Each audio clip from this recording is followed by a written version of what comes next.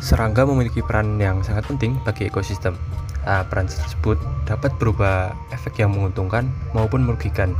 Nah, dalam video kali ini kami di sini akan menjelaskan terkait informasi jenis-jenis serangga apa saja yang berperan sebagai hama pada tanaman kehutanan, terkhusus pada pohon mahoni Swietenia macrophylla. Nah, di sini definisi serangga sendiri, serangga hama adalah setiap binatang yang mengganggu atau merugikan tanaman yang diusahakan oleh manusia. Dan adanya hama ini tentunya akan merugikan baik dari pihak manusia maupun tanaman yang ada di sekitarnya. Pohon mahoni atau Swietenia macrophylla merupakan salah satu tanaman yang banyak dikembangkan di hutan rakyat, terutama sebarannya di Pulau Jawa. Kayu mahoni sendiri memiliki kayu berwarna coklat muda kemerah-merahan atau kekuning-kuningan sampai coklat tua kemerah-merahan. Pohon ini dapat mencapai tingginya sampai dengan 35 meter dan juga dengan diameter dapat mencapai hingga 125 cm. Dengan begitu, kayu mahoni ini dapat dijadikan sebagai salah satu komoditas utama produksi kayu yang dapat dipakai untuk seperti furnitur, panel, perkapalan, dan barang-barang kerajinan lainnya. Nah, tentunya dengan begitu banyak hama yang akan menyerang tanaman ini. Serangga penggerek batang ini dapat ditemukan di beberapa spesies mahoni, salah satunya di Swietenia macrophylla. Merupakan serangga yang sangat umum ada di mahoni. Memiliki ciri morfologi dengan serangga betina dewasa berwarna coklat gelap, kemudian menjadi hitam mengkilap, bentuk tubuhnya silinder.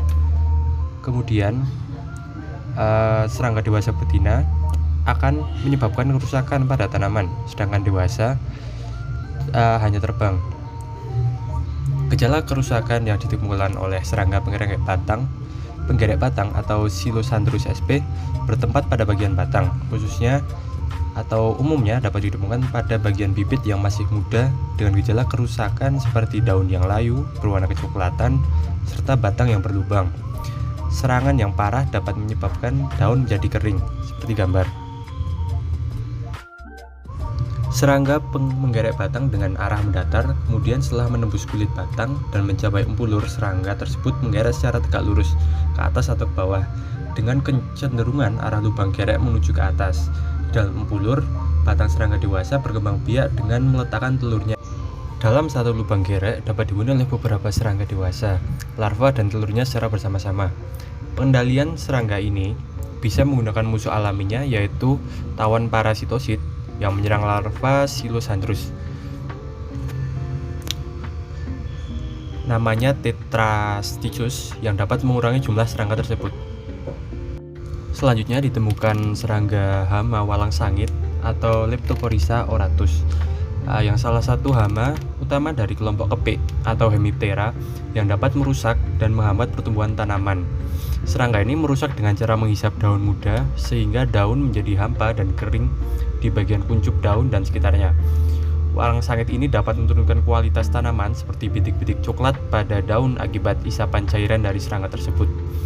Serangga ini juga mempunyai keahlian dalam penyebarannya yang tinggi, dapat berpindah dari tanaman satu ke tanaman lain dengan mudah, dan juga dapat menghasilkan telur lebih dari 100 butir tiap ini. Berikut merupakan salah satu efek yang ditimbulkan oleh hama walang sangit. Kemudian terkait pencegahan atau pengendaliannya dapat dilakukan salah satunya dengan sanitasi lingkungan, yaitu pembersihan area penanaman tersebut dari hama walang sangit. Kemudian ada pengendalian biologis, yaitu dengan musuh alaminya seperti jamur Beauveria yang menyerang hama walang sangit pada stadium nimfa dan dewasa. Kemudian dapat dilakukan secara kimiawi dengan yang paling umum dilakukan biasanya dengan penyemprotan insektisida sesuai dengan takaran yang ada. Kemudian ditemukan belalang hijau atau dengan nama latin Oxia chinensis. Nah, belalang hijau ini merupakan salah satu hama dikarenakan menimbulkan efek yang ada gejala kerusakan seperti pada bagian daun, khususnya daun muda dengan gejala kerusakan terdapat sobekan di bagian pinggir-pinggir daun yang dimakan oleh serangga tersebut. Dengan begitu, maka tanaman akan kesulitan melakukan fotosintesis dan mengalami kesulitan dalam pertumbuhan nantinya apabila serangga ini overpopulasi nantinya. Berikut merupakan pengaruh dari adanya serangga hama belalang hijau tersebut. Untuk pengendaliannya dapat dilakukan pengendalian hayati dengan memanfaatkan predator alaminya seperti tawon, semut, burung, dan lain sebagainya. Kemudian juga dapat dilakukan dengan bantuan pengendalian kimiawi, yaitu dengan insektisida berbahan aktif. Mungkin bisa. Kemudian juga dapat dilakukan secara mekanis, yaitu mengambil manual belalang dan membasmi sarang ataupun telur-telur pada pohon. Selanjutnya ada penggerek pucuk atau dengan nama latin Hypsipyla sp, termasuk ordo Lepidoptera famili Pyralidae. Serangga ini merupakan salah satu hama penting pada tumbuhan mahoni. Serangga ini menyerang pucuk tanaman mahoni sehingga disebut penggerek pucuk tanaman mahoni. Stadium yang menyerang tanaman adalah stadium larva. Imago betina meletakkan telur pada permukaan daun muda atau yang dipilihnya, sehingga saat menetas larva sudah berada dalam atau di sekitar dan dekat atau pucuk daun, dan langsung akan memakan bagian pucuk pohon yang lunak, kemudian berganti kulit dan menggerek pucuk tersebut. Selanjutnya adalah semut merah. Semut merah dapat dikategorikan merugikan karena ia dapat mengganggu tumbuhnya tanaman. Salah satunya yaitu karena tergolong hewan omnivor atau pemakan segala, baik tumbuhan atau hewan. Sapi merah atau memiliki nama latin Solenopsis invicta merupakan semut yang berasal dari keluarga Formicidae, ordo Hymenoptera. Semut ini memiliki wilayah asli di hutan hujan tropis di Amerika Selatan. Namun, ini juga dapat menginvasi beberapa wilayah lainnya. Semut api merah merupakan hama yang cukup merugikan karena mampu merusak batang tanaman juga, dan struktur sarangnya juga mampu merusak perakaran tanaman sehingga dapat menyebabkan kematian pada tanaman.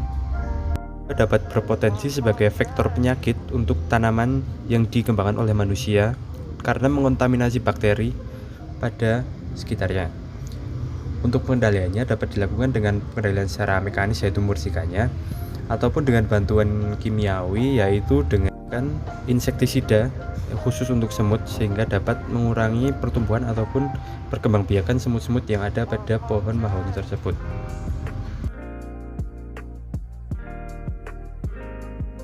Kemudian juga ditemukan beberapa serangga lain, namun kondisinya belum dapat ditemukan sebagai hama. Salah satunya adalah yang kami temukan ada cicadas atau tongeret.